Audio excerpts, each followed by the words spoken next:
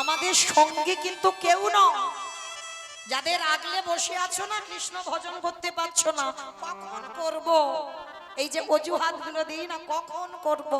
হ্যাঁ, কেউ তোমার সঙ্গে হবে না, শেষের দিনে সাথী হবে তোমার কর্মফল। এইটা খুব মন দিয়ে শুনে রাখো মা, কর্ম তোমায় ছাড়বে না, কোনোদিন ছাড়বে না কর্ম। কতদিন তুমি সাধু সঙ্গ করেছো, কতদিন ভক্ত চরণ আশ্রয় করেছো, কতদিন যাবত তুমি একাদশী করছো, কতদিন তুমি গোবিন্দ চরণে তুলসী দিলে, কতদিন তুমি তুলসী তলায় জল দিয়েছো, কতদিন তুমি ধর্ম সঙ্গে যুক্ত আছো, কতদিন তুমি গুরু চরণ আঁকড়ে বসে আছো। এই ভালো ভালো কর্ম আমাদের সাথে যাবে। তবে মা, আমি মৌমিতা, আমার একটা গ্যারান্টি আছে, এটা সাথে যাবেই। কিছু যাক বা না যাক, যেটা আমার গ্যারান্টি, জানি না আপনাদের এই মুর্শিদাবাদ, তো মুর্শিদাবাদ, বেশ, আপনাদের এই মুর্শিদাবাদ জেলায় নিয়ম আছে কিনা জানা নেই, তবে আমার ডায়মন্ড হারবার দক্ষিণ 24 পরগনা, ওখানে নিয়ম আছে বাবা। সে যত বড় লোক হোক আর গরিব হোক, মানুষের মৃত্যুর পর দুটো জিনিস ভাড়া করতে হয়। সে যার আছে তো খুব ভালো, আর যার নাই তাকেও ভাড়া করতে হবে। একটা হলো খোল আর একটা হলো করত। আর পিছনে বাজাবে বলো হরি হরি, বলো হরি হরি। কি মায়েরা, তোমাদের এই গ্রামে হয় না, তাই তো? তাহলে এই জায়গাটাই বিচার করে দেখেন। কালকের প্রতিমা বিসর্জন হয়েছে, অবশ্যই অনেকে কাল হয়েছে, আবার অনেকে তার আগের দিনে হয়েছে। তাহলে যখন এই মাকে বিসর্জন হয়, এইগুলো চেতনা বাবা, অনুভব, সেটাও তো মা। মাকে যখন জলে ফেলতে যাচ্ছ, তখন বাবা ধুমধাড়াক্কা নাচানাচি আর ডিজে ডিজে বক্স হচ্ছে না, সেটা তো মা। তাহলে মাকে জলে ফেলতে যাচ্ছ নাচানাচি করে, ধুমধাড়াক্কা ডিজে বাজনা বাজিয়ে, তাহলে আমাদের দেহটা যেদিন বিসর্জন হবে, সেদিন কি লরিতে করে একটা ডিজে বাজালে হতো না? তাহলেই হতো। তাহলে কেন হওয়াচ্ছি না? এই জায়গায় আমার চৈতন্য মহাপ্রভু শিক্ষা দিলেন, ওরে কলির জি, ভালো করে পিছনে চেয়ে দেয়, এলি খালি হাতে যাচ্ছে, সে খালি হাতে। তাহলে সাথী হলো কে? কর্মফল। আর কে যাচ্ছে? যাদের রইলি বুকে ধরে। কেউ কি গেল? গেল না। তাহলে গেল কে? যাত্রা, নাটক, ফাংশন, থিয়েটার কিছু গেল না। তাহলে গেল কে? এই হরি নামে যাবে। আমাদের পচা দেখো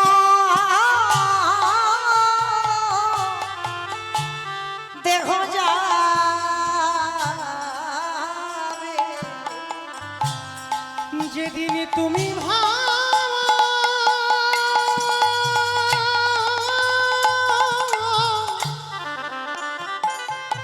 রাধে, যেদিন তুমি ভাবো ওই ভাব পারে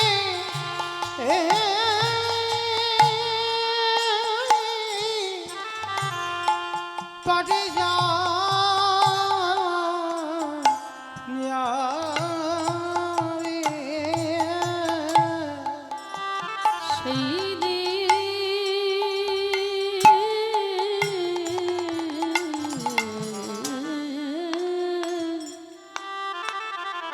হরি বল, হরি বল। সেই দিন নাম যাবে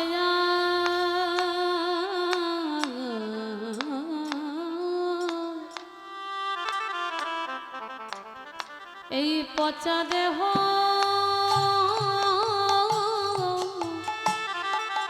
ও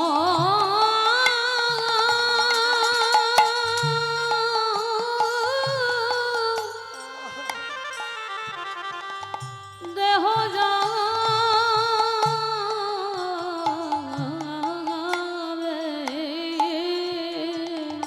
সেদিনই ও ভাই তোমার আপন বলতে তোমাদের কেউ থাকবে না। যেদিন খাঁচা ছেড়ে এই প্রাণ পাখি চলে যাবে, ও ভাই তোমরা যতই করো সব আমার আমার, সেদিন আমার বলতে কেহ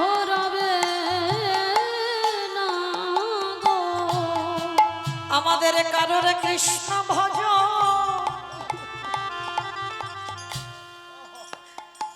হলো না ভাই। কৃষ্ণ বলে গো বলি এইভাবে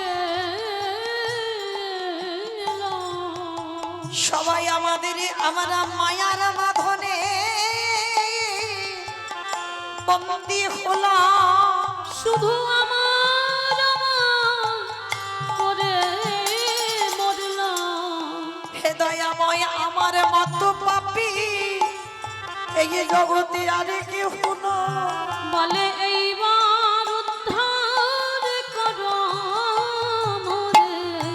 শুধু এলাম খেলা ভব ছেড়ে চলে গেল।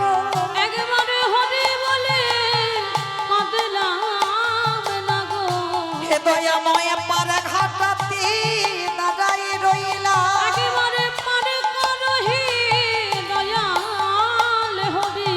হে দয়াল তুমি বিনে আমার গতি নাই। বলে তুমি তো আমার পিতা বন্ধু ভয়। তুমি জানো চরণে ছাড়া করুণা দয়া। শুধু এ জন্মে নয় জন্মে জন্মে তুমি আমার কেশে ধরে টেনে নিও। আমি মায়া মাঝে পড়ে আছি। দয়াল তুমি ছাড়া আমার গতি নাই। বলে তুমি তো আমার পিতা বন্ধু। তোমার ওই চরণে সব সপিলা। আমার দেহ মন প্রাণ জীবন তোমার ওই চরণে সবই সপিলা। দেহ মন প্রাণ জীবনে তোমার যৌবন। ওই চরণে সবই সপিলা। দেহ মন প্রাণ জীবনে যৌবন। নাম যাবে আর পচ দেহ যাবে। শিশুকালে কৃষ্ণ ভজে কৃষ্ণ পাবার আসে। কৃষ্ণ পাবার আসে। ওগো যৌবনেতে কৃষ্ণ ভজে আসে বা না আসে। আসে বা না আসে। ওগো বৃদ্ধ কালে কৃষ্ণ ভজে জমির তহর আসে। বাবা কথাটা সবাই আমরা জানি, কিন্তু একবারও অনুভব করে দেখেছেন? ভালো করে একদিকে থাকবে লীলা বাবা, একদিকে দেহতত্ত্বকে মেলাতে হবে। শিশুকালে কৃষ্ণ ভজে কৃষ্ণ পাবার আসে। শিশুকাল মানে কুড়ি ফুল। একদিকে বলছে মহাজনীরা বাবা কুড়ি ফুলে গোবিন্দ সেবা হয় না। হয় কি বাবা? কুড়ি ফুল যদি গাছে থাকে সে ফুল দিয়ে ছোটবেলা থেকে শুনে আসছি কুড়ি ফুল গোবিন্দ সেবায় লাগে না। কারণ বাবা কুড়ি ফুল সম বাল্যকাল। কারণ আমরা তো বাবা ধ্রুবের মা হতে পারিনি আর প্রহ্লাদের মা হতে পারিনি। কারণ ধ্রুব প্রহ্লাদ এদের বাবা 5 বছরে কুড়ি ফুলে গোবিন্দ সেবায় লেগেছিল। এটা কলিযুগ, আর এই কলিযুগেই কুড়ি ফুল সেবায় লাগবে না। আর বাসি ফুল তো লাগবেই না, ওটা আমরা সবাই জানি। হরিবল, যে ফুলটা কালকের ফুটেছিল মা গাছ থেকে ঝরে পড়ে গেছে, ও ফুল কোনোদিন গোবিন্দ সেবায় লাগে না।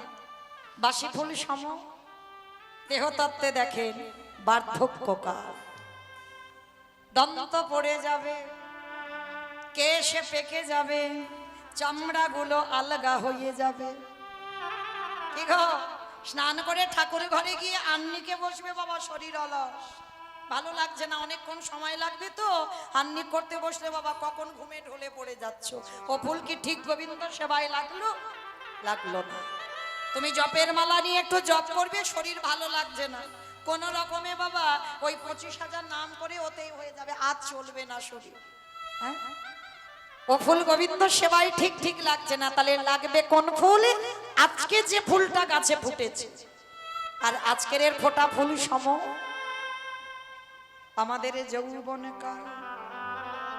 আমার কথা নয়, গোবিন্দ বললেন রাধে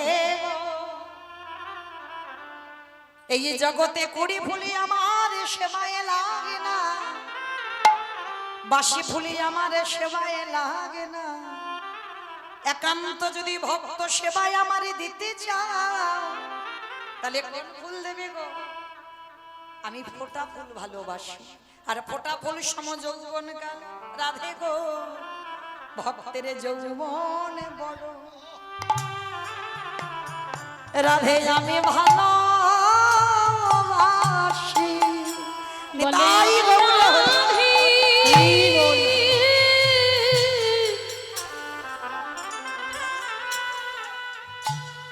অগরাধে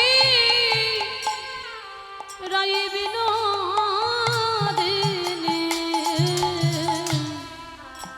আমি যৌবন বড় বড় ভালোবাসি। আসলে মাইরা যৌবন বলতে কোন কালটাকে বোঝালো? যৌবন কাল মানে যখন তোমার দেহের 10টা ইন্দ্রিয় সতেজ, মানে তোমার দুটো হাত গোবিন্দ সেবার কাজে লাগবে, দুটো চরণ গোবিন্দ স্নানে যেতে পারবে, তোমার কর্ণ ভালোভাবে শুনতে পাবে কৃষ্ণ নাম, তুমি চোখে গোবিন্দ রূপ দেখতে পাবে, এই জিহ্বায় কৃষ্ণ নাম ভালো করে উচ্চারণ করতে পারবে। সেই সময়কালকে বলা হলো যৌবন কাল। যার জন্য বাবা আপনারা তো জানেন, মুর্শিদাবাদের মানুষ মানে আমায় বলতে লাগবে না, এই যে মাথুরি লীলায় রাধারানীর দশমী দশা, আর এই দশমী দশায় রাধারানীর 9টা দশার পর শেষ দশাটা ছিল মৃত্যু দশা। এই মৃত্যু দশায় পড়ে রাধারানী একটা কথা বলেছিল, ললিতা রে আমার গোবিন্দ ব্রজ ছেড়ে যে মথুরায় চলে গেল, যেদিন আমারে বধূ ব্রজে ফিরিবে, বলে বল সজনী রে যদি আমার দেহে যৌবনে খানা না থাকে, বলে বল সজনী আমি কি দিয়ে গোবিন্দে আমি সেবা দিব। আমার যৌবনে নিতাই গৌর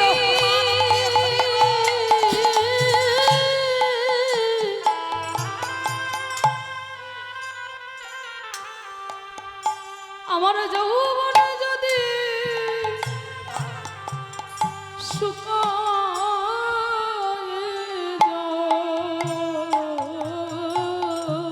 সময় থাকলে বোঝে না,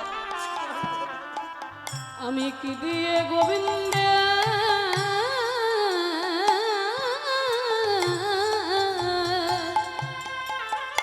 সেবা দিব।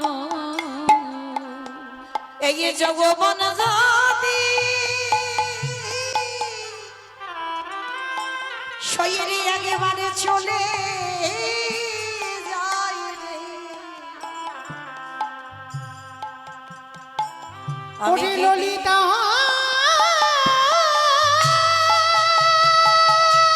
নিতাই গৌর প্রেমানন্দে হরি বল হরি বল, হরি বল। ওরে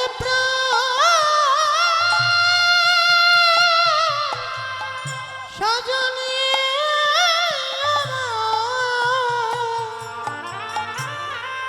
বলে দে তো না। যেদিনে আমার বধূ এই ব্রজে ফিরে আসবে, সেদিনে কি দিয়ে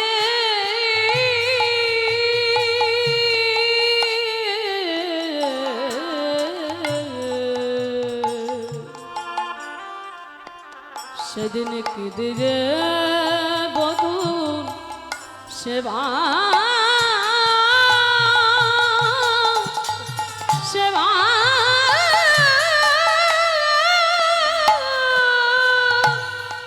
দিব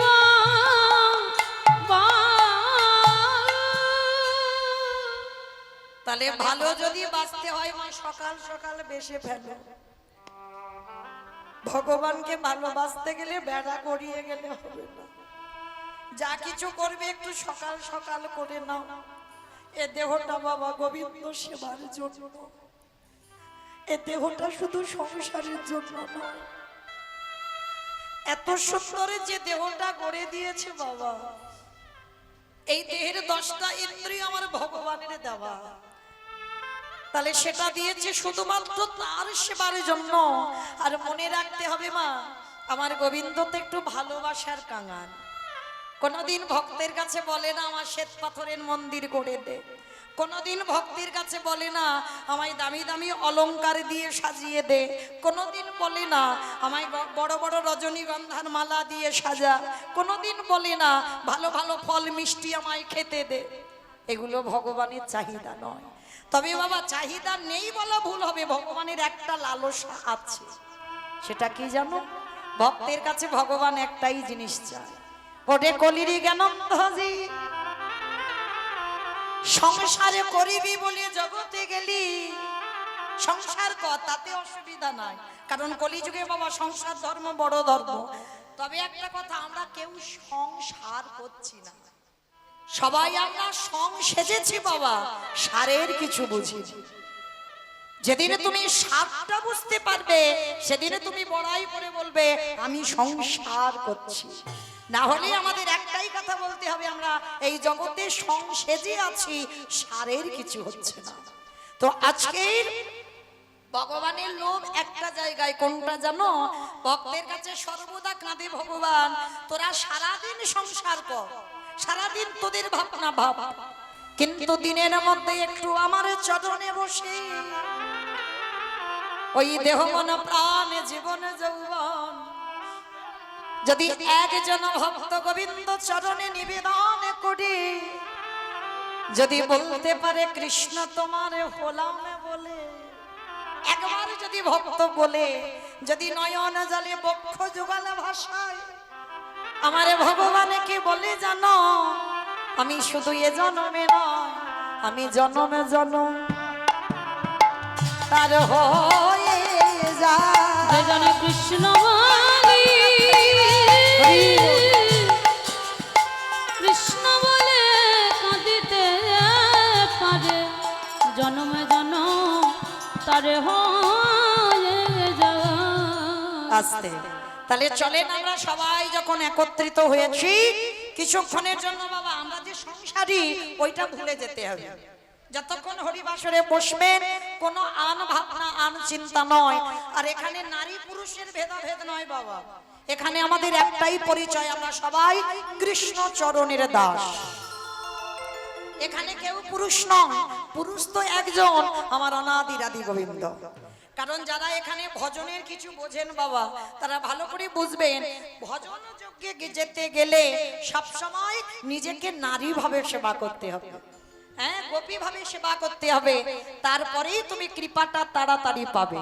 যদি বলো এটা আমার কথা নয়, যখন মীরাবাই বৃন্দাবনে বাবা সনাতন গোস্বামীর সঙ্গে দেখা করতে গেল, সনাতন গোস্বামীর সঙ্গে দেখা করতে গেছে, তো সেখানে বাবাজিরা বলছে শোনো মেয়ে, আমাদের বাবাজি কোনোদিন নারী বদন দেখে না। তা মীরাবাই হেসে একটা কথা বলেছিল, বাবা বাবা তোমাদের ওই বাবাজিকে গিয়ে জিজ্ঞেস করো তিনি আবার পুরুষ হলেন কবে থেকে। ভজন একে বলি ভজন, যে আমি পুরুষ, এইভাবে যদি তুমি গোবিন্দ ভজন করো এ জীবনে কেন কোটি কোটি জনম তোমার সব বিফল হয়ে যাবে। তাহলে বুঝতে হবে এখানে আমাদের হরি নাম সংকীর্তনের আসর, এখানে আমরা সবাই প্রকৃতি নারী ভাব, এখানে জাত বিচারকে নিচু জাতকে উঁচু জাত, জাতি ধর্ম নির্বিশেষে কীর্তন, কোন জাতির বিচার ছিল না আমার মহাপ্রভু। তাহলে এখানে আমাদের একটাই জাত, আমরা কৃষ্ণ চরণের দাস। তো চলেন আমরা সবাই কৃষ্ণ দাস হয়ে আজকের আমরা যাব শ্রীধাম নদিয়া নবদ্বীপ ধাম। কেন না মা? কারণ নদিয়ায় না গেলে বাবা কীর্তন হবে না। কেন হবে না? আমার কথা নয়, চৈতন্য চরিতামৃত গ্রন্থে কবিরাজ গোস্বামী পাদ লিখলেন, সংকীর্তন পিতা শ্রীকৃষ্ণ চৈতন্য, সংকীর্তন যোগ্যী তারে যে ভজে সেই বড় ধন্য। তাহলে যাতে আমাদের সবার মঙ্গল হয়, যে বাড়িতে কীর্তন হচ্ছে তাদেরও যাতে মঙ্গল হয়, সবার মঙ্গলার্থে আমরা একটুখানি যাব নদিয়া। কি মাইরা সবাই নদিয়ায় যাব তো? তা সবাই যদি চলে যায় কীর্তন কাকে নিয়ে হবে? কি গো? হ্যাঁ, কারণ মন সবার যাবে, দেহগুলো এখানে থাকবে। হ্যাঁ, কারণ বাবা জগতে যত যানবাহন আছে মনের থেকে দ্রুত কেউ নয়। ও যত তুমি প্লেনে তুমি বম্বে কীর্তনে যাও না কেন, আমেরিকায় যাও না কেন, যেখানে যাও না কেন, কিন্তু তোমার মনের থেকে তাড়াতাড়ি কেউ যেতে পারবে না। দেহটা এখানে রেখে মনগুলো নিয়ে যাব সুরধনী গঙ্গার তীর। তো সুরধনী গঙ্গার তীরে গিয়ে দেখব সত্যতে নারায়ণ, ত্রেতাতে রাম, তারপরে কৃষ্ণ, আর কলিতে হলেন শ্রীকৃষ্ণ চৈতন্য মহাপ্রভু। তা যেদিন আমার প্রভু নদিয়ায় এসেছিল, নদিয়ার অবস্থাটা কেমন ছিল জানো? বৈষ্ণব মহাজনীরা বৈষ্ণব পদ লিখেছে বাবা, কত সুন্দর কথা। ওগো নদিগা উদয়গিরি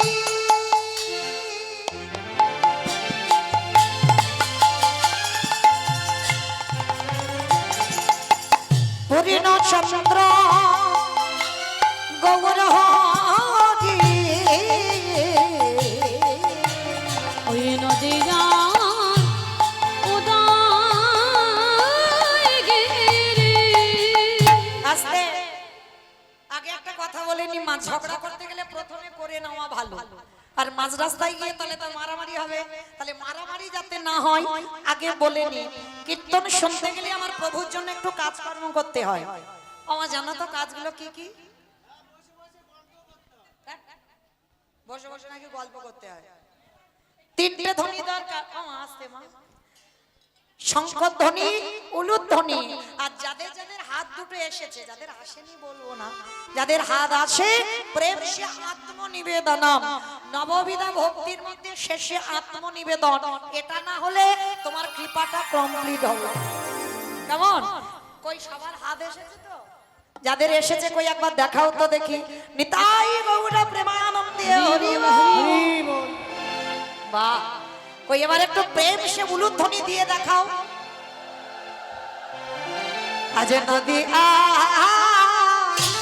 উদয়গিরি আমার গোড়ালি গোড়া গোড়া গোড়া গোড়ালি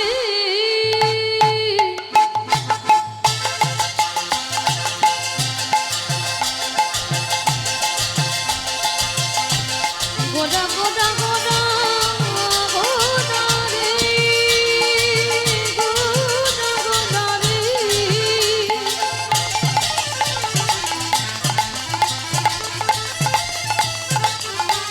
ওই নদিয়ার চাঁদ গড়া আমার আমার কানে গোড়া। আজ নদিয়া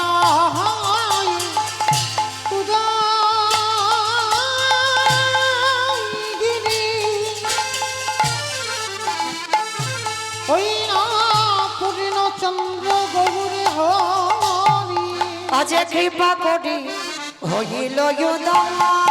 আজ কৃপা করে হইল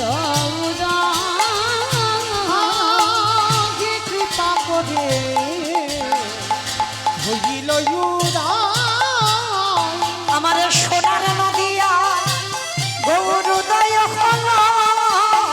সোনার নদী আছে গৌরদয় হল। বলি রাধা প্রেমে আশা দিতে ওই নদীয়াতে উদয় হল। ওই বলির জীবী উদ্ধারিতে ওই নদীয়াতে উদয় হল। ওই কৃষ্ণ প্রেমে প্রচারিতে ওই নদীয়াতে উদয় ওই হল। মানব জনম ধন্য করিতে নদীয়াতে উদয় হল।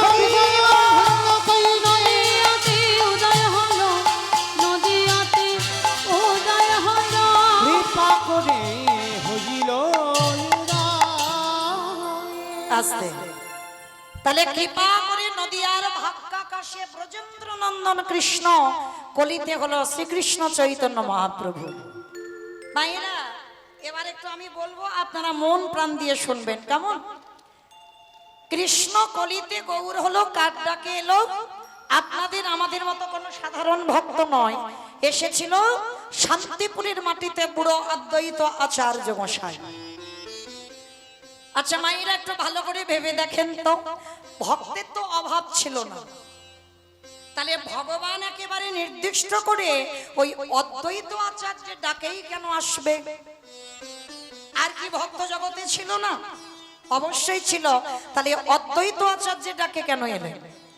কারণ আমাদের জানতে হবে এই অদ্বৈত আচার্যটা কে, যার একটা নাম হচ্ছে মৃত্যুঞ্জয়। বাবা মৃত্যুঞ্জয় কোন ঠাকুরকে বলে? কালী ঠাকুরকে, কালী ঠাকুরকে। বলে কালী ঠাকুরকে মৃত্যুঞ্জয় বলে, মানে খিচুড়ি স্কুলেও যাই। বাবা ভোলানাথকে মৃত্যুঞ্জয় বলা হচ্ছে কেন না, সত্য ত্রেতা দাপর এই তিন যুগে আমার বাবার কোনো রূপ পরিবর্তন হয়নি, একই বাবা ছিল, বাবার কোনো রূপ মানে মৃত্যু হয়নি।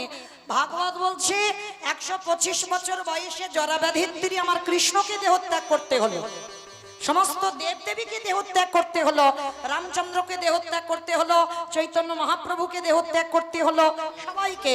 কিন্তু শুধু ত্রিলোকের বড় বৈষ্ণব বাবা ভোলানাথ তিন যুগে বাবা মৃত্যুকে জয় করেছিল, ওই জন্য ওনার নাম হচ্ছে মৃত্যুঞ্জয়। তা ওই বাবা সত্যতে শিব, ত্রেতাতে শিব, দাপরে শিব, কলিতে কিন্তু বাবা শিব নয়। যতই আমরা শিব ঠাকুরের ব্রত করি না কেন, বাবা তো কলিযুগে হয়েছে অদ্বৈত আচার্য গোসাই। কিন্তু এখানে বাবা আমাদের একটা প্রশ্ন থেকে যায়। কি প্রশ্ন না, তিন যুগে ভগবান শিব হলো, কলিযুগে ভগবান শিব হচ্ছে না কেন? কারণটা কি? তাহলে তিন যুগে শিব হলো, কলিযুগে হলে কি অসুবিধে হতো? হতো না তো।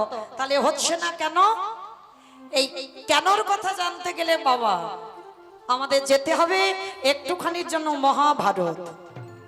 ওই মহাভারতে গেলে ওখানেই উত্তরটা পাবো যে কিসের জন্য বাবা কলিকালে শিব রূপটা ধরতে আর পারলো না। চলো একটুখানির জন্য আমরা জেনে আসি। মহাভারতে যুধিষ্ঠির মহারাজ করেছিল রাজস্বই যজ্ঞ। এই রাজস্বই যজ্ঞে আমার ভগবান কৃষ্ণ বাবা সবাইকে দায়িত্ব দিয়েছিল, মানে যে যাকে যে দায়িত্বটা দিলে ঠিক হবে ভগবান নিজে দাঁড়িয়ে থেকে সকলকে দায়িত্ব দিল। আর যুধিষ্ঠির মহারাজ বলেছিল, কৃষ্ণ কৃষ্ণ তুমি তো সবাইকে দায়িত্ব বুঝিয়ে দিচ্ছ, ও কৃষ্ণ তা তুমি নিজে কোনো কাজকর্ম করবে না? ভগবান একটু মুচকি হেসে বলছে, দাদা আমি তো সবাইকে একটা একটা করে কাজ দিয়েছি, আর তুমি জানো আমার জন্য আমি আলাদা করে দুটো কাজ রেখে দিয়েছি গুছিয়ে। সে কি? সবাই একটা করে কাজ করবে আর তুমি তোমার নিজের বেলা দুটো কাজ। কি কাজ করবে কৃষ্ণ জানো দাদা? আমার প্রথমবারই কর্ম হবে, যত যত ভক্ত তোমার যজ্ঞে আসবে আমি কৃষ্ণ দয়াময় হয়ে সবার প্রথম নিজের হাতে আমি চরণ যুগলাগে ধৌত করে দেব। কথাটা বলার সঙ্গে সঙ্গে যুধিষ্ঠির মহারাজ চমকে উঠেছে। অসম্ভব, কে কোথা থেকে আসবে, কে নিচু জাত কে উঁচু জাত, জাতির ঠিক নেই, আর যারা যারা আসবে তুমি সবার পা ধোবাবে। ভগবান হেসে বলছে, কোনো কালেই আমার জাতের বিচার ছিল না, কোনো কালে। তাহলে আজকের কেন হবে? আমার প্রথম কাজ আমি সবার চরণ ধোবাবো। আচ্ছা বাবা এই জায়গাটাই তো প্রশ্ন, যিনি বিশ্বের স্রষ্টা মালিক, যার একটা ইচ্ছাতে জগতে চলে, যে মনে করলে মরা গাছে ফুল ফোটাতে পারে, শুকনো গাঙে উজান পাওয়াতে পারে, যার ইচ্ছাতে, যার ইচ্ছা করলে একটা সেকেন্ডে পৃথিবীটাকে ধ্বংস হতে পারে, সেই ভগবান আজকের পা ধোয়ার দায়িত্বটা নিচ্ছে কেন? এমনি এমনি নয়। ভালো করে মনে রাখবেন বাবা, যুগ ধর্ম প্রবর্তক নাম সংকীর্তন, চারি ভাব ভক্তি দিয়া নাচাইন ভুবন, আপনি ভক্ত ভাব করি অঙ্গীকার, আপনি না করলে ধর্ম জীবের শিখানো না যায়, আপনি আচরি ধর্ম জীবের শিখায়, এই তো সিদ্ধান্ত গীতা ভাগবতে গায়। এই মতো কলিকালে প্রথম সন্ধ্যায় অবতীর্ণ হলেন কৃষ্ণ, আপনি নদী আয়। হরি বল, হরি বল। এই শ্লোকে কি বুঝলাম?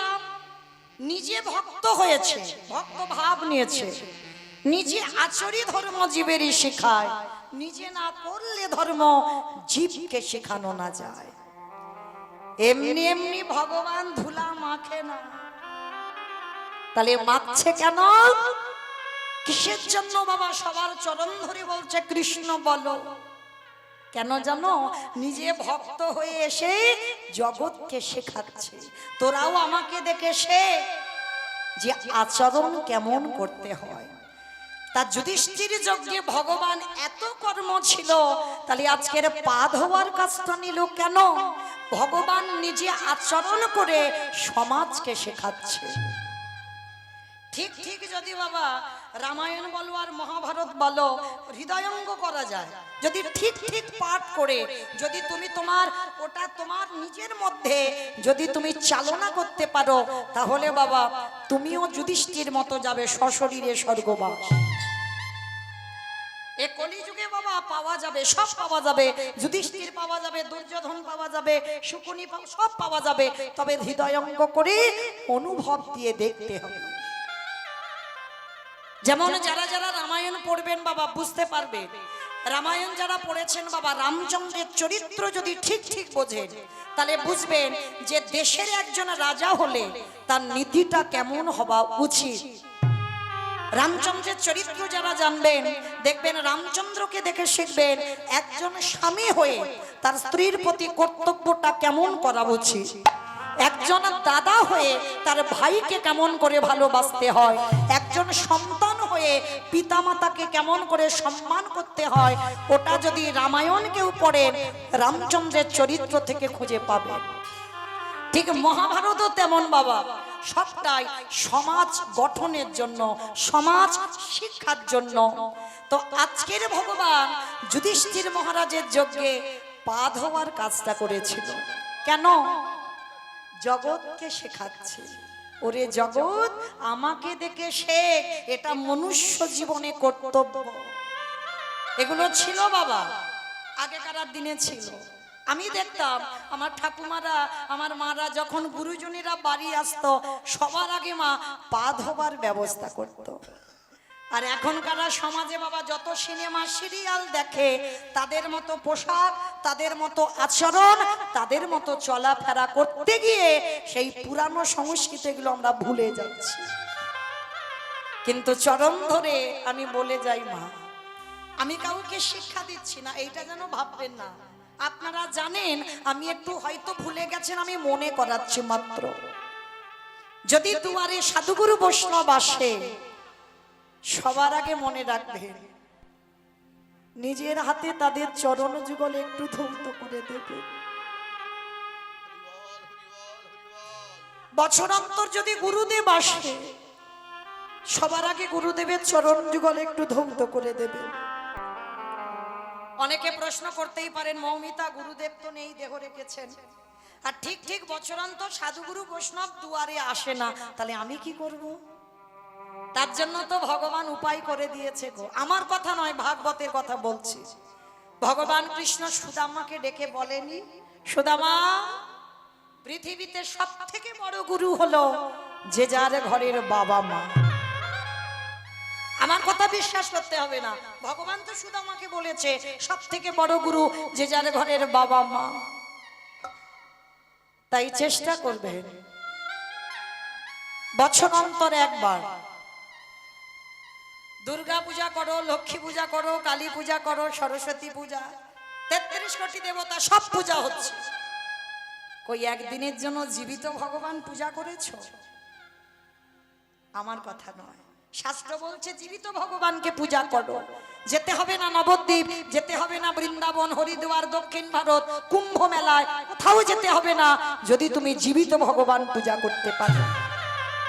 আমি রোজ রোজ বলে যাচ্ছি না, বৎসরে একবার, যেমন দুর্গা পূজা আবার 1 বছর পরে মায়ের পূজা হবে, ঠিক ওই রকম বৎসরে একটা দিন বেছে নিয়ে বাবা মাকে বসিয়ে নিজের হাতে চরণ যুগল ধৌত করে ভগবানকে যেমন কত দামি মালা এনে গলায় পরাম, দামি না হলেও বাবা মার গলায় মালা দিয়ে বৎসরে একবার নিজের হাতে একটু বাবা মাকে খাইয়ে দিও। ভগবান বলছে সেই ভক্ত যদি আমারে ডাকতে ভুলে যায়, আমি সারা জীবন সেই ভক্তের দুয়ারে বন্দী হয়ে যাই। তাই গৌর প্রেমানন্দে হরি বল। হরি বল।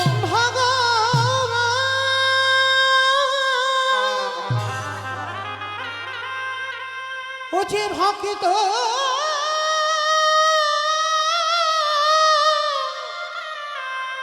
ভক্ত ছাড়া কিছু জানে না, তাই তো যুগে যুগে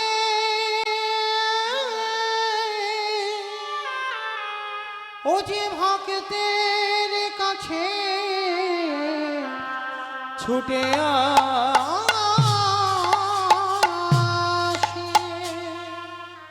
ভগবান কৃষ্ণ পা ধোয়ালো এই কারণে সমাজকে শিক্ষা দেওয়ার জন্য। শুধু পা ধোয়ালো নয় বাবা, আরো একটা কাজ করেছিল। কি কাজ জানো? যত যত ভক্তরা প্রসাদ পেয়েছিল, আমার কৃষ্ণ দয়াময় ওই এঁঠো পাতাগুলো তুলে নর্দমায় ফেলেছি। অনেকে বাবা এঁঠো পরিষ্কার করতে গেলে ঘৃণা মনে করে, কিন্তু কৃষ্ণ ভগবান রাজস্বী যজ্ঞে এঁঠো পাতাগুলো পরিষ্কার করছিল। শুধু এঁঠো পাতা পরিষ্কার নয়, ভক্তরা যখন ওই প্রসাদ পেয়ে যাচ্ছে না, পাতাতে একটু করে এঁঠো লেগে আছে, আমার কৃষ্ণ দয়াময় ওই এঁঠোগুলো একটু করে তুলে নিয়ে সারা শরীরে আমার কৃষ্ণ মাখছে।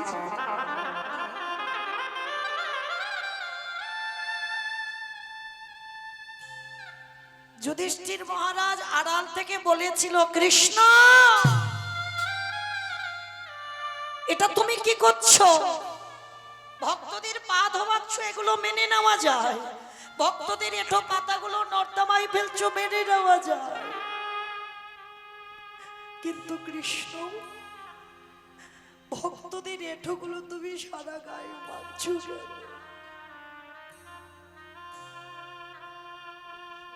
ভগবান হেসে বলল, দাদা গো,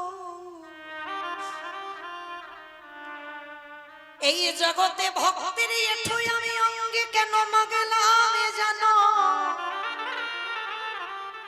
এই জগতে সবাই তো পাপ করে, সবারে বিচার আমি কৃষ্ণ দয়াময় করি।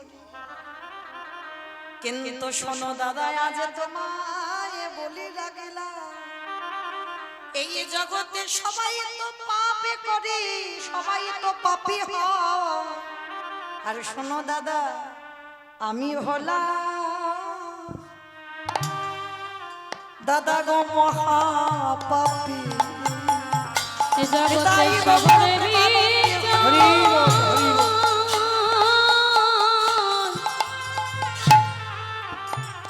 সবার বিচার করি বটে,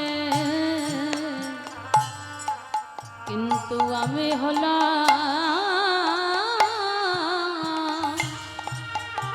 দাদা মহাপাপী।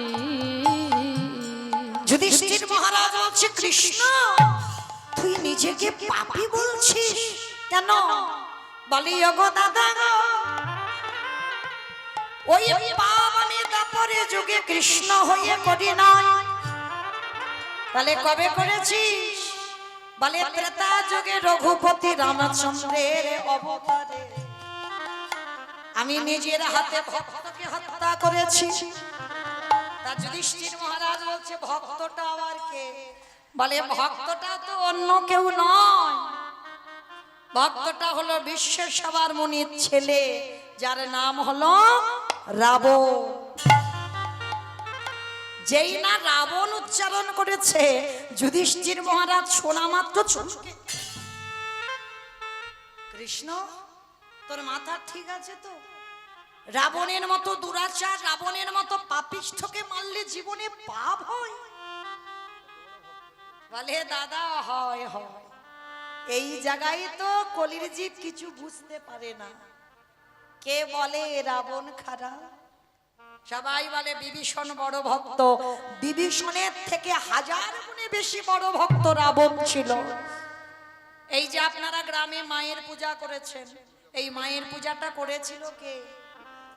রাম। রামচন্দ্রই তো পূজাটা করেছিল। কেন? রাবণ বধের জন্য, অকাল বোধন। হ্যাঁ, রাবণ বধের জন্য অকাল বোধন হয়েছিল। আর এই দুর্গা পূজাটা করেছিল কে জানো? পুরোহিতরা কে? রাবণ। হরি বল। মানে কিরকম একটা ব্যাপার দেখেন মা, এই ঘটনাগুলো একটু হৃদয়ঙ্গ করতে হবে। আমরা অনেক ভক্ত এখনো তবু বাবা মোবাইলের যুগ হয়ে, ইউটিউবের যুগ হয়ে কীর্তন শুনে শুনে ভক্তরা এখন অনেক জ্ঞানী হয়েছে, মানে আমাদের মতো কীর্তনিয়াদের থেকেও বেশি জানি। তো এই যে এতদিন বাবা আমরা অনেক ভক্তরা জানতাম রাবণ ভালো লোক নয়। কেন ভালো লোক হবে? কারণ যে ভগবানের বউকে চুরি করে নিয়ে যায় সে কোনোদিন ভালো লোক হতে পারে? কখনো ভালো লোক নয়। কিন্তু বাবা এটা বাইরের ঘটনা। ওই যে বললাম কীর্তন মানে নারকেল, ভিতরে যাও, ভিতরে গিয়ে একবার খোঁজটা নিয়ে দেখো রাবণের চরিত্রটা কেমন। যে রাবণের 10,000 বউ ছিল, তাহলে কি প্রয়োজন ছিল ওই সীতামাকে অশোক কাননে রাখবে? যদি ভোগ করার ইচ্ছা থাকবে তাহলে কি তার ঘরের মধ্যে রাখতে পারতো না? অত সোজা নয়। নারী শুধু ভোগের নয় বাবা। কেউ যদি মনে করে নারী ভোগের, ও তাদের কাছে ভোগের হয়। নারী হচ্ছে সাধনার, নারী হচ্ছে আরাধনার। যেমন দেখুন, অসুরীদের অত্যাচারে দেবতারা স্বর্গ ছাড়ে। যদি জগৎ জননী দশভুজা দুর্গা 10 হাতে যদি অসুরী নিধন না করত, তাহলে বাবা দেবতারা যেত কোথায়? তিনি তো নারী শক্তি। হরি বল। তাহলে দেবতাদের তেজ দিয়ে, জ্যোতি দিয়ে পুরুষ সৃষ্টি করেনি, করেছিল কিন্তু নারী সৃষ্টি। আর সেই নারী করেছিল অসুরদের বিনাশ। তাহলে কেউ যদি মনে করে বাবা নারী দুর্বল, তার মতো মূর্খ বাবা পৃথিবীতে কেউ নাই। শ্রী শ্রী রামকৃষ্ণ পরমহংসদেব একটা কথা বলেছিল না, নরে এই শালা। আমি বলিনি, ঠাকুর বলছে শালা। কোন শালা? বউয়ের ভাই না, পাঠশালা না, গোশালা না, তাহলে কোন শালা? সাহা মানে মুক্তি, লা মানে নৌকা। ওই মুক্তির নৌকাতে ঠাকুর পারাপার হয়ে যাবে।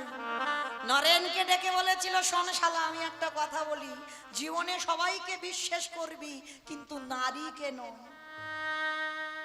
নারী জাতিকে নয়। কারণ ওরা রাগলে রাখতে পারে, মারলে মারতে পারে। ওই নারী যদি মনে করে কৃষ্ণ ভজনে ঠেলে দিতে পারে, আবার নারী যদি মনে করে তোমাকে নরকও দেখাতে পারে। কি বাবা নারী ভজনের নয়? চণ্ডী ঠাকুরের রামের চরণ ভজন করে পেয়ে গেল গোবিন্দ চরণ। বিল্লমঙ্গল একজন পতিতা নারীর চরণ সেবা করে পেয়ে গেল কৃষ্ণ চরণ। জয়দেব গোস্বামী মা পদ্মাবতীর চরণ সেবা করে রাধা মাধবকে পেল। ওই রামকৃষ্ণ দেবী মা শারদার চরণ সেবা করে, কি গো সেবা করেনি রামকৃষ্ণ? বিবেকানন্দ ভগ্নী নিবেদিতার চরণ সেবা করলো। তাহলে নারী সাধনার, নারী ভজনের, নারী আরাধনার যে যেমন ভাবে নেবে। তুমি যদি মনে করো নারী ভোগে, ও সারা জীবন তোমার কাছে ভোগের হয়। আর যদি ওই নারীর চরণ সেবা করে তুমি ঠিক ঠিক কৃষ্ণ ভজন করতে পারো, তাহলে তুমিও অচিরে কৃষ্ণ কৃপা পাবে।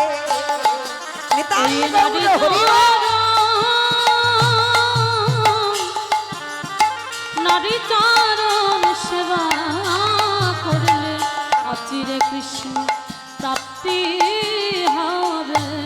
আস্তে। তাহলে সেই রাবণের যার মৃত্যুর জন্য দুর্গা পূজা হয়েছিল মা, তো আজকে সেই রাবণকে বধ করে আজকের রামচন্দ্রের মাথা থেকে পায়ের নখ পর্যন্ত পাপী হলো, ভক্ত হত্যা করেছে। আর সেই পাপ ধুচ্ছে কবে? কৃষ্ণ অবতারে যুধিষ্ঠির রাজস্বয় যজ্ঞে। কি মায়েরা ভালো করে শুনছেন তো? রাম অবতারে পাপ করেছিল, পাপটা ধৌত করছে কৃষ্ণ অবতারে যুধিষ্ঠির যজ্ঞে। কি করে ধৌত করছে না, ভক্তদের চরণ ধৌত করে, ভক্তদের এঁঠো পরিষ্কার করে, ভক্তদের এঁঠোগুলো অঙ্গে মেখে। এইবার আমার কৃষ্ণ দয়াময় একেবারে যুধিষ্ঠির যজ্ঞের দরজার সামনে দাঁড়িয়েছে। অগ্নিদেব, পবনদেব, বরুণদেব, ইন্দ্র, ইন্দ্রাণী, ব্রহ্মা, সাবিত্রী, শিব, দুর্গা ও সব পরপর লাইনে আছে। আর কৃষ্ণ একে একে পা ধোয়ায় আর যজ্ঞের ভিতরে প্রবেশ করায়।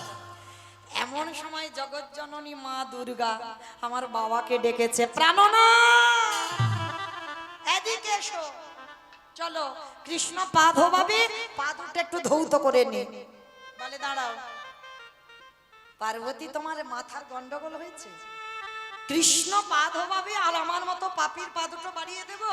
শোনো, তা তোমার যদি এত ইচ্ছে করে পা ধোবাবার, তো তুমি লাইনে দাঁড়াও, আমার পা আমার কৃষ্ণ ধোয়াতে পারবে না।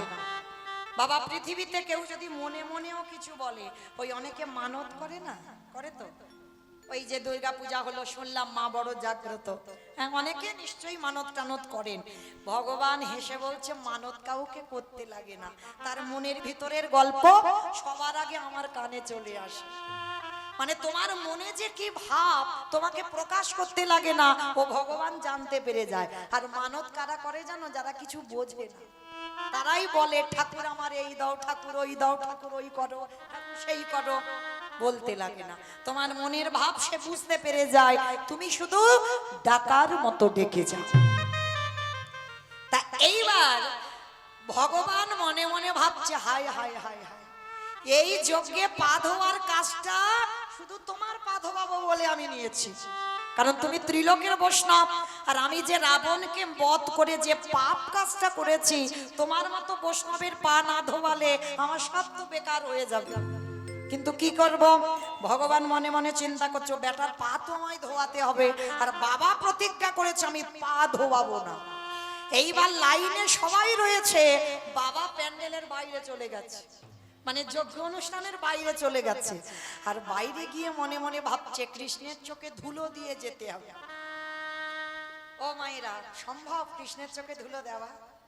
আমার চোখে সম্ভব। এই যে আমি মাঝখানে দাঁড়িয়ে আছি, মানে ঘোরাফেরা করছি, মোটামুটি দেখতে সবাইকে পাচ্ছি, কিন্তু কে কীর্তন শুনছে, কে শুনছে না, কে বাবা বসে বসে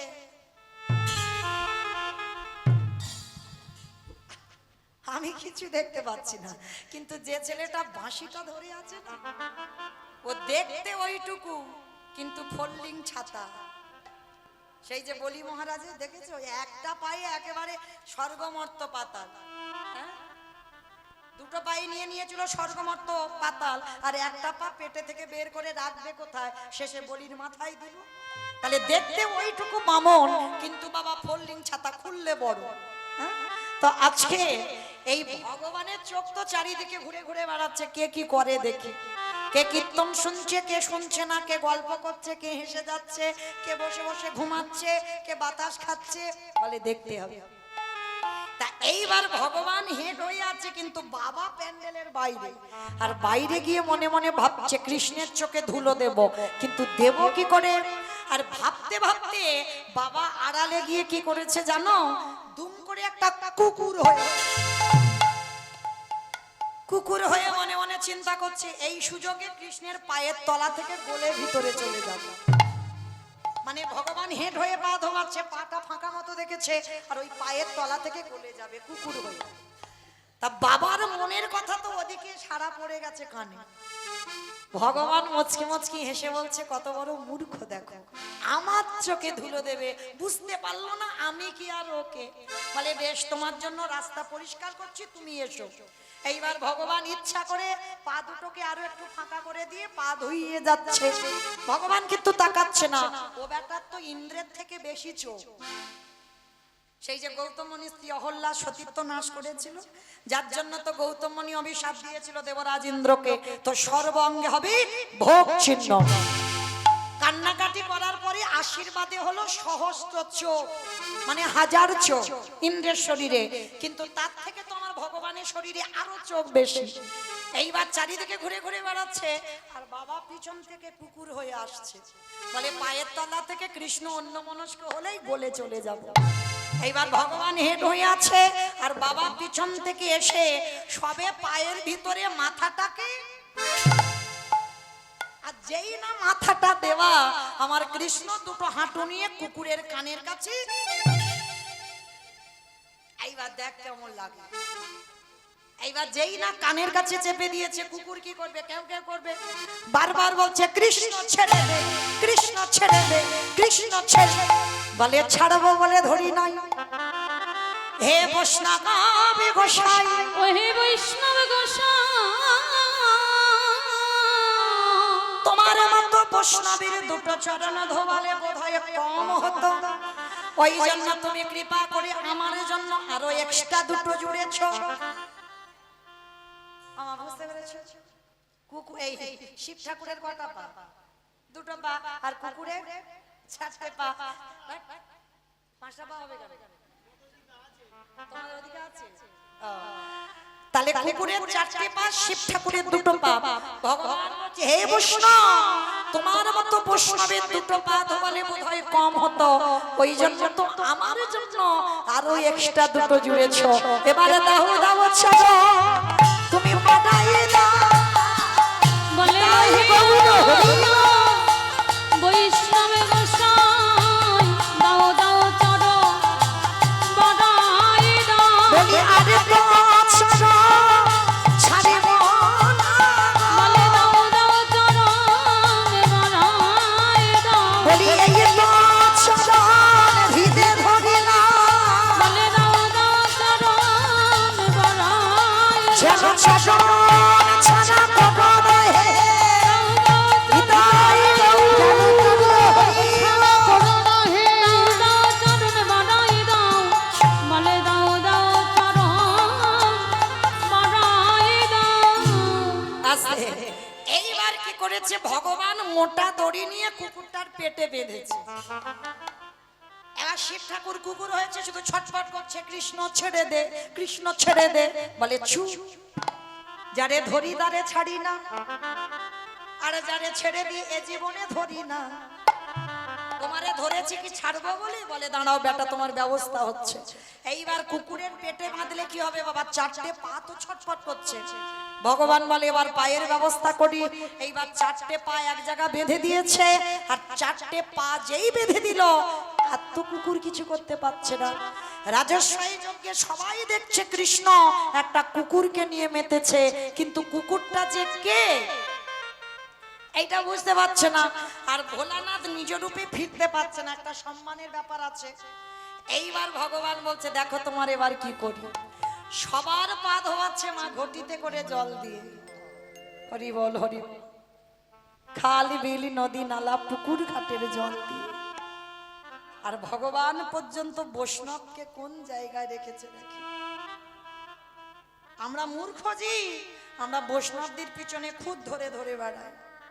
অপরাধ নিও না মা, যে যার কর্ম করুক, যেন ভুল করে কোনোদিন বৈষ্ণব দাঁড়িতে যদি হয় ক্ষুদ্র অপরাধ, মহা মহা ভজনেতে পড়ে যায় বা।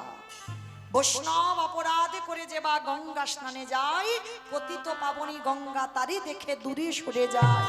বৈষ্ণব দেখে যে বা নানমাই মুন্ডু, তার মুন্ডু পড়ে যায় নরকের কুণ্ড। সে যেমন তার স্বভাব, তুমি যেন বৈষ্ণব অপরাধী হইও না। হ্যাঁ, যেমন বাবা অনেকে আছে লোকের প্ররোচনায় পড়ে বৈষ্ণব অপরাধ করে ফেলে। যেমন নবদ্বীপে ওই চপল গোপাল করেছিল, নিজের ইচ্ছাতে নয়, কিন্তু তিনি তো শক্তি আরাধনা করত, দিব্যি কাটাচ্ছিল। কেন বাবা? তর্কলঙ্কা বাচস্পতির কথা শুনে ওই শিবাসের ঘরে ছাগলের মাথা, মদের হাঁড়ি, জবার মালা দিতে যাবে। তাহলে লোকের প্ররোচনায় পড়ে হয়েছিল। তাই চরণ ধরে বলবো, লোকের সঙ্গ দোষেও যেন কোনোদিন বৈষ্ণব অপরাধ না হয়। তো আজকে ভগবান পর্যন্ত বৈষ্ণবকে কোন জায়গা দিচ্ছে দেখে। সবার পা ধোবাচ্ছে ঘটিতে করে জল দিয়ে। আর আজকে আমার ভগবান বৈষ্ণবের বেলা কি করেছে জানো? খালে বিলে নদী নালার পুকুরে ঘাটের জলে নয়, ওই ভোলানাথ রূপী কুকুরের 4টে চরণ বুকে ধরে কি করে জানো? জগতের কোন জল নয়, আজ চোখের জলে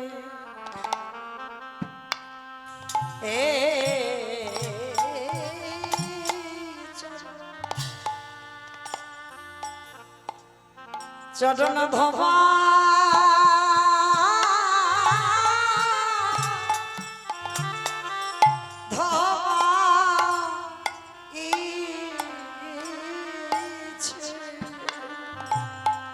বৈষ্ণব কৃপা নিতাই গৌর প্রেমানন্দে হরি বল।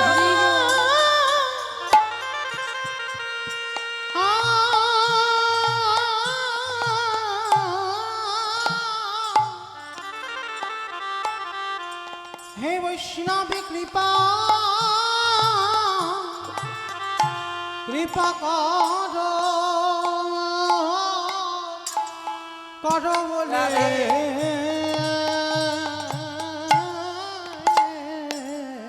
আজ চোখের জলে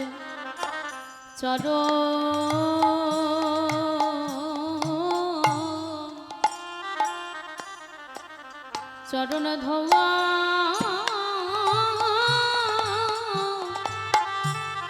ধোয়াইছে আস্তে। যখনই কৃষ্ণের চোখের জল কুকুর রূপী ভোলানাথের চরণে পড়ল, সেই সময় ভোলানাথ রাজস্বয় যজ্ঞে প্রতিজ্ঞা করল, ওরে কৃষ্ণ রে, এই যে এই জন্মে তোর চোখের জল আমার চরণে পড়ল, আগত কলি যুগে যেদিন ওই দুই নদী আর মাটিতে গৌর হয়ে যাবে, আমি আর শিব নয়, আমি হব অদ্বৈত আচার্য গোসাই। যেদিন শান্তিপুরীর মাটিতে নাভা দেবীর গর্ভে জন্ম নেব, তুই ওই নদী আর মাটিতে নিমাই হয়ে আসবি। বাবা আপনারা জানেন সেই কৃষ্ণ কলিতে হলো গৌরাঙ্গ, আর সেই বাবা ভোলানাথ কলিতে হলো অদ্বৈত আচার্য গোসাই। সেদিন প্রতিজ্ঞা করেছিল, কৃষ্ণ আজ যেমন তোর চোখের জল আমার চরণ ধোয়ালো, কথা দিলাম যেদিন আমি অদ্বৈত হব, যেদিন তুই নিমাই হবি, আমি শান্তিপুর থেকে তোর সঙ্গে দেখা করতে যাব, যেদিন দুজনে মুখোমুখি হব, এই যে রাজস্বয় যজ্ঞে তোর চোখের জলে যেমন আমার চরণে পড়ল, যেদিন তুই আর আমি দুজনে মুখোমুখি হব, ওরে এমনি করে চরণ আমি ধোবাইব। যেদিন নদীতে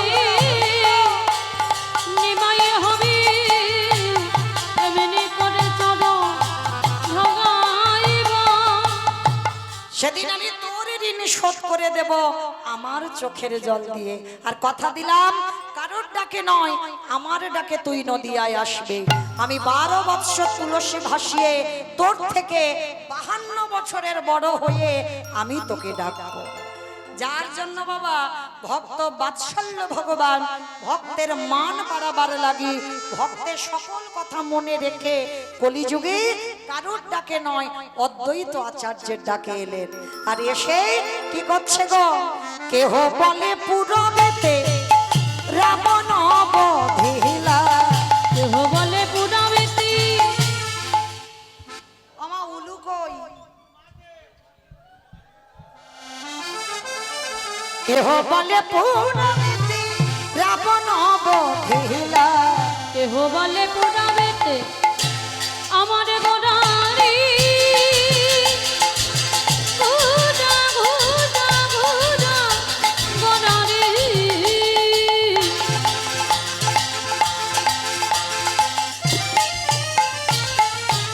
গোড়া গোড়া গোড়া গোড়ারি, গোড়া গোড়ারি,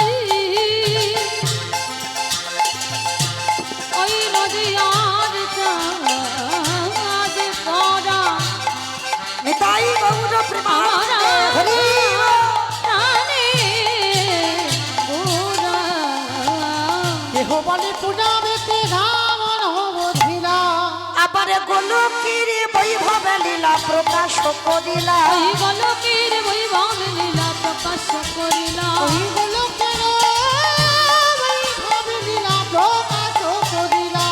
শ্রী রাধারে ভাবে গেবে গোরায় অবতার, শ্রী রাধার ভাবে রে গোরা বাবতা, হরে শ্রী রাধার ভাবে গেবে গোড়ায় অবতার, শ্রী রাধার ভাবে রে গোরা বাবতা, হরে কৃষ্ণ নামে গৌর করিলা প্রচার, হরে কৃষ্ণ নাম গৌর করিলা প্রচার, ওই হরে কৃষ্ণ নামে গৌর করিলা প্রচার।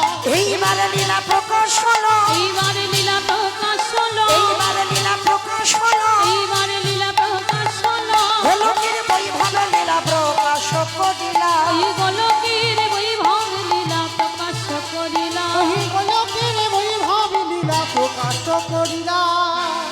বাসুদেব ঘোষে কহে করি জোড়ো ওহা ওগো যে এই গৌর সেই কৃষ্ণ সেই তো জগন্নাথ সেই তো জগন্নাথ আহা বাসুদেব ঘোষে কাহে এইবারে লীলা প্রকাশ্যে হল বাসুদেব বসে কহে এইবারে লীলা প্রকাশ বাসুদেব এইবারে লীলা প্রকাশ হল বাসুদেব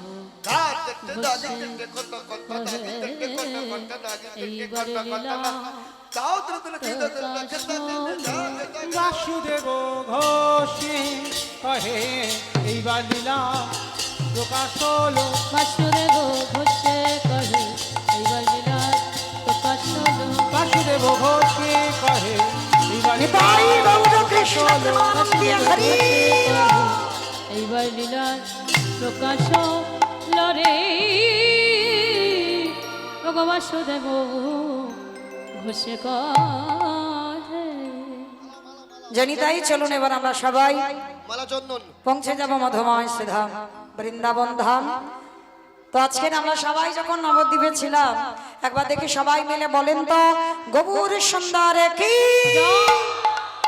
নবদ্বীপে ধাম কি ধ্বনিটা হলো কি এটাও জয় মানে ভক্ত বিভার হয়ে গেছে দেখেছো আমি বললাম ধ্বনিটা হলো কি বলে এটা নাকি জয়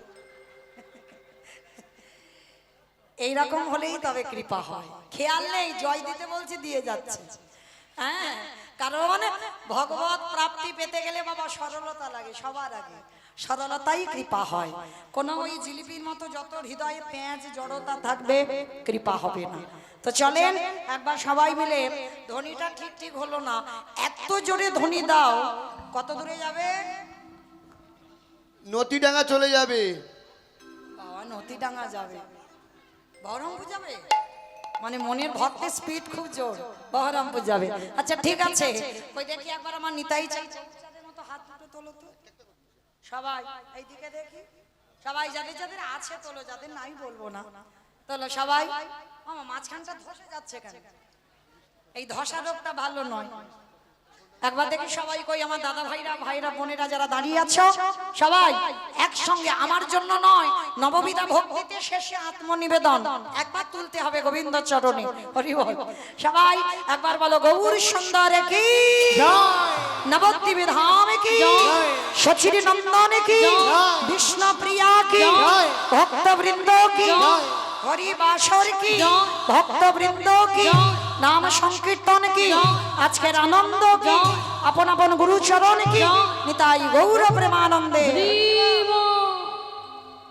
চলো আজকের এবার আমরা সবাই যাব মধুমাস ধাম বৃন্দাবন ধাম শ্রীকৃষ্ণে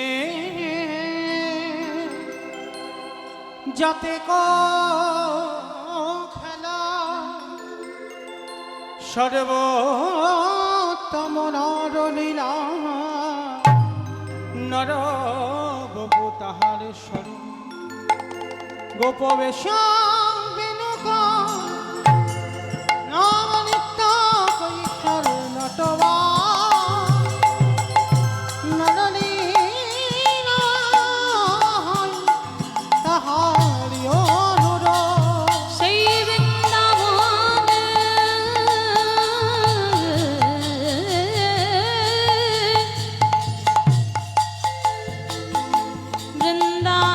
বৃন্দাবনে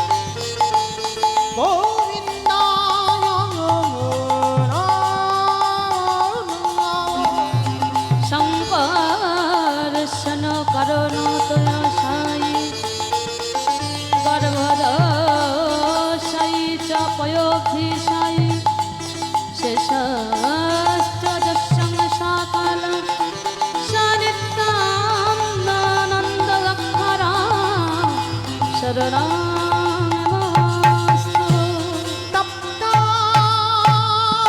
कंचनी गौरांगी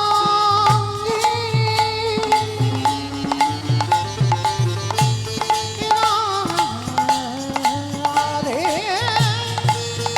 वृंदावनेश्वरी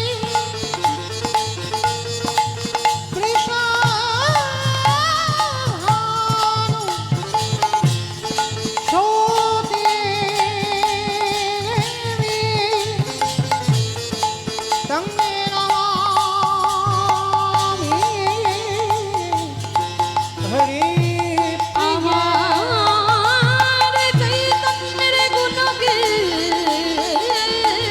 গানই অমৃত লহরী মদনে ভরি একেবারে সহায় বধূ নিতাই বহু হরে হরে। জানি তাই চলুন আজকে আমরা সবাই মধুমাস ধাম বৃন্দাবন আর মধুমাস ধাম বৃন্দাবনে যাব। আজ সবার আদেশ নিরধার্য করে আজ আমাদের আস্বাদন হবে ভগবান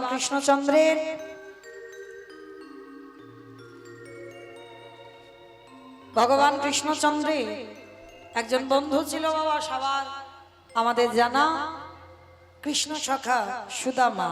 এই সুদামার চরিত্র আমরা সবাই জানি। তবে ভগবানের শুধু তো সুদামা বন্ধু ছিল না, ভগবানের 24 জন বন্ধু, 12 জন প্রধান, 12 জন উপপ্রধান। তাদের মধ্যে আজকের আমরা একটা বন্ধুর নিয়ে আলোচনা করব, যে বন্ধুর নাম হলো মধুমঙ্গল। আপনারা শুনেছেন কৃষ্ণ সখা সুদামা, কিন্তু এখন আমাদের আলোচ্য বিষয় হবে কৃষ্ণ সখা মধুমঙ্গল। আজকের আমরা মধুমঙ্গলের চরিত্র শ্রবণ করব, তার প্রেম কেমন ছিল, তার ভালোবাসা কেমন ছিল কৃষ্ণের প্রতি, আমাদের সেই লীলা আজকের আস্বাদন হবে। তো চলেন যেতে গিয়ে আমরা একটা ভজন শুনতে শুনতে যাই। কিমা একটা ভজন হবে তো? চলো একটা ভজন হোক, একটা ভজন গাইতে গাইতে যাই। তবে আমি আর আমার সম্প্রদায় নয়, সবাই যাব তো? তাহলে সবাই যখন যাব একটু উলুধ্বনি দাও।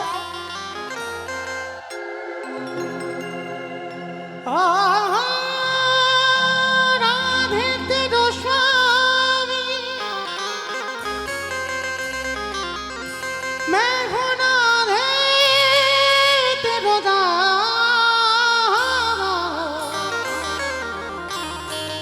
जन्म जन्म वही दीजियो श्री वृंदावन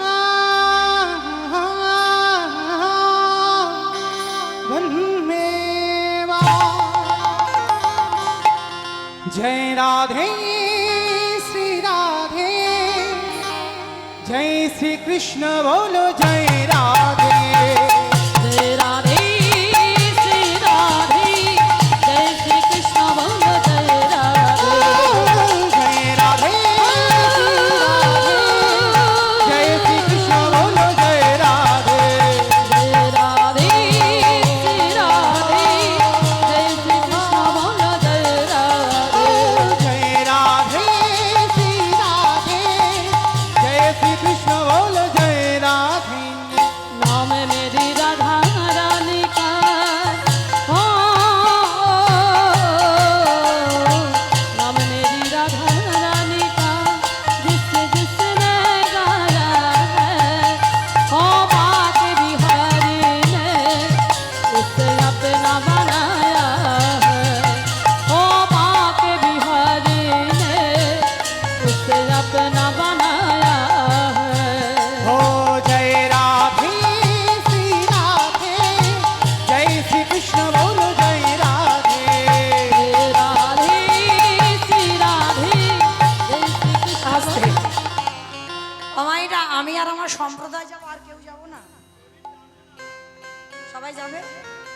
যারা যারা যাবেন একবার এই কান মুলে বলছি, আর বলবো না, মা কালী প্রীতি।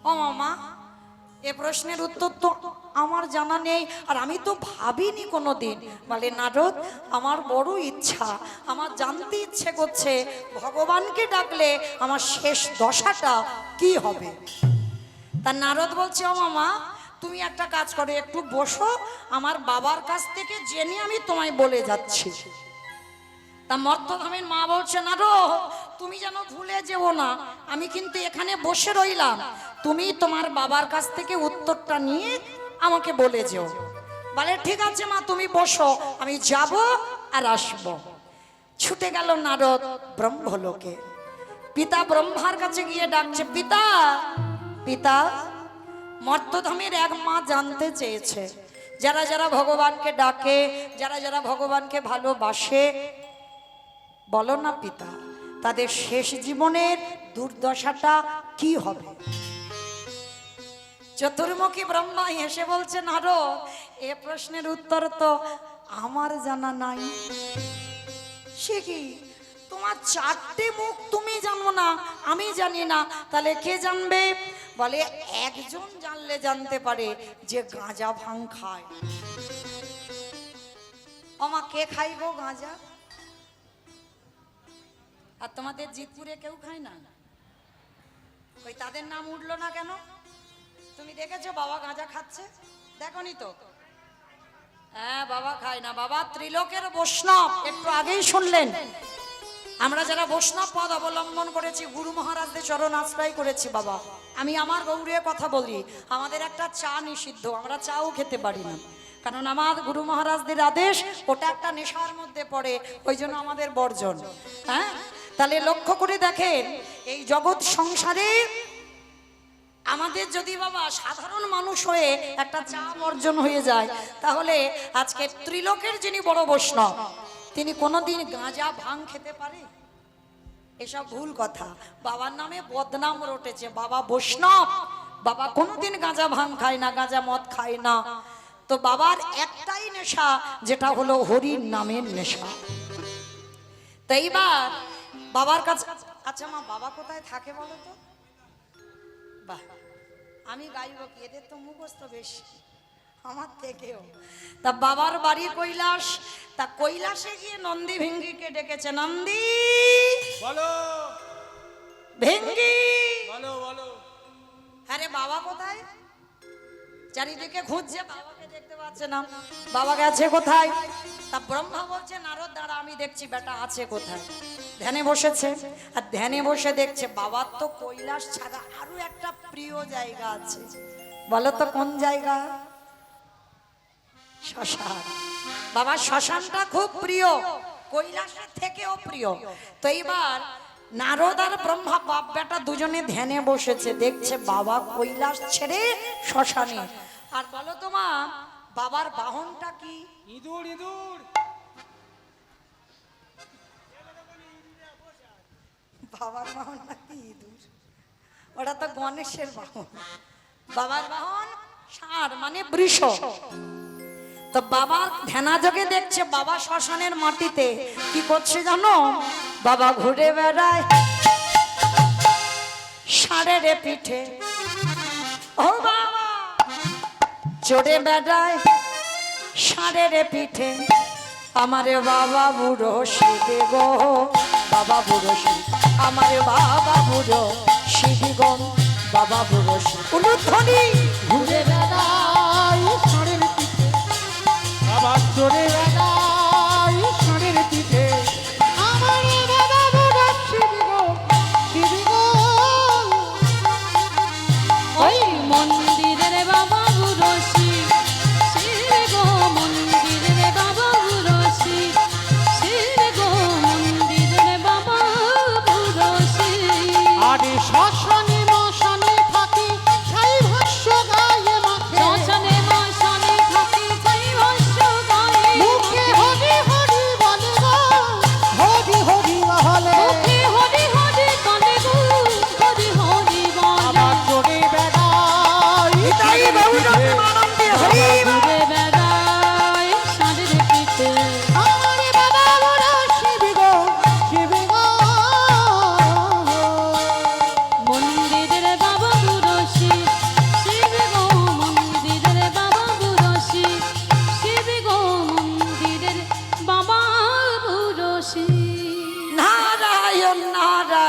নারায়ণ। বিনাটা করে নিয়ে শিব ঠাকুরকে গিয়ে প্রশ্ন করলো, ভোলানা, যারা যারা ভগবানকে ভালোবাসে, তুমি তো অহর্নিশি ভগবানের ডাকো, যারা যারা অহর্নিশি ডাকে, যারা যারা কৃষ্ণ ধ্যান, কৃষ্ণ প্রাণ, কৃষ্ণ ছাড়া কিছু জানে না, বলো না ভোলানাথ, তাদের শেষ জীবনের দুর্দশাটা কি হয়? বাবা হেসে বলছে, নারো, এ প্রশ্নের উত্তর তো আমার জানা নাই। হাই ভগবান, আমি জানি না, আমার বাবা জানে না, তুমি শিব জানো না, তাহলে জানে কে? বলে একজন জানলে জানতে পারে, যে নামের নাম। নামের নামই কে? ভগবান। বলে চলো ভগবানের কাছে যাওয়া হোক। তিনজনই ভগবানের কাছে গেছে, ব্রহ্মা, বাবা ভোলানাথ আর দেবর্ষি নারদ। ভগবানের কাছে গিয়ে প্রশ্ন করলো, প্রভু, যারা যারা ভগবানকে ডাকে, সেবা পূজা করে, তার অন্তিম দশাটা কি হয়?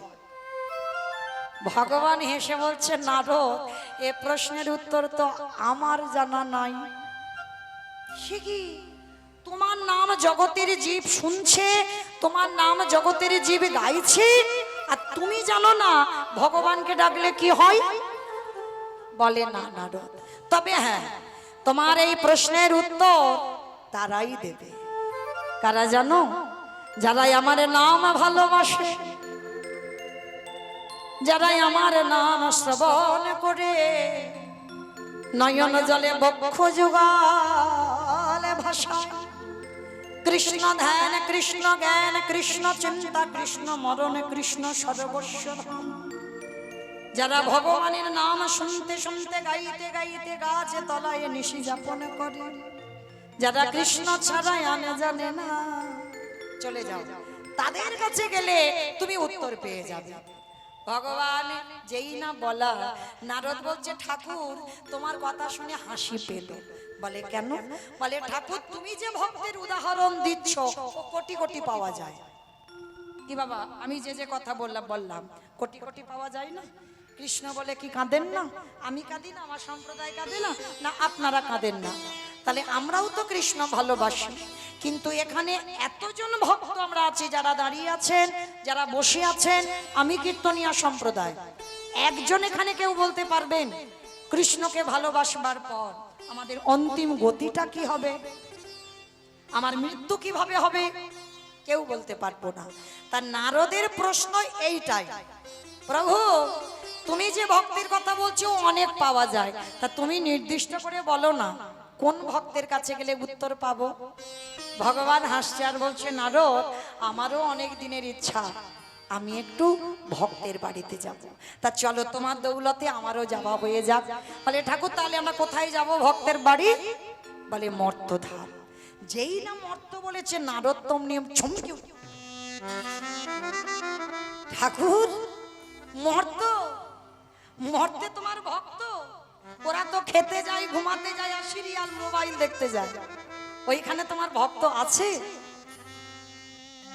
ভগবান হেসে বলছে, নারদ, ওরা খাক, দাগ, ঘুমাক, টিভি, মোবাইল সব দেখে, কিন্তু তুমি জানো না এমন এমন ভক্ত আছে ওদের মধ্যে, যাদের চরিত্র শুনলে তোমার হৃদয়টা কেঁপে উঠবে।